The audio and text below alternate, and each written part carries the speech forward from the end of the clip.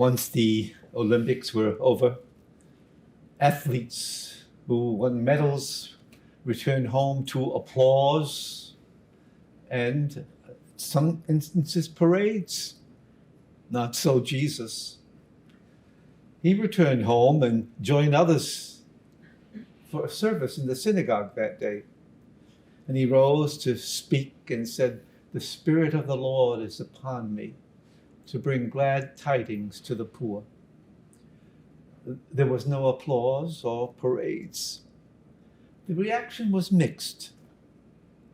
Some were amazed that such words could come from his mouth, since they remembered that he was a young man that they knew, and they knew his parents, Joseph and Mary. But I tried to imagine what took place in the synagogue that Sabbath. What did he say to them that infuriated some of them? So much so that they wanted to drive him out of the temple and out of Nazareth.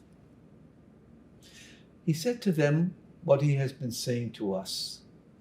He challenged them, look deeper. He reminded them of what was done to the other prophets who came along, and how, like their ancestors, they too were closed-minded to the good news that God was offering through those prophets.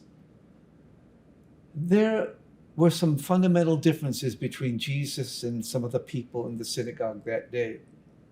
In the gospel this Sunday, we saw the preoccupation that some observant Jews had with washing hands and cups and jugs and even beds. They appeared to be primarily concerned with laws and the traditions of their ancestors, where Jesus, he was about caring for orphans and widows in their afflictions, while keeping one unstained by the world. For Jesus, the Torah was not about self-preservation or self-perfection, but it was about establishing and safeguarding right relationships with God, with self, and with our neighbor. We know his message, you and I, from the Gospels that we hear proclaimed and the New Testament letters that we read. But some in the synagogue that day were hearing him for the first time, and not all liked what they heard. Some were upset when he implied that more could have been done for some of you, like what was done for that widow and that leper. But you were not receptive to the message from God that the prophets were delivering. In the synagogue, Jesus rose up and said, "The Spirit of the Lord was with him." Well, the Spirit of the Lord is with us too. We received it at our baptism. What are we willing to shed, to change, to let go, in order to allow the Spirit's freedom to work through us today?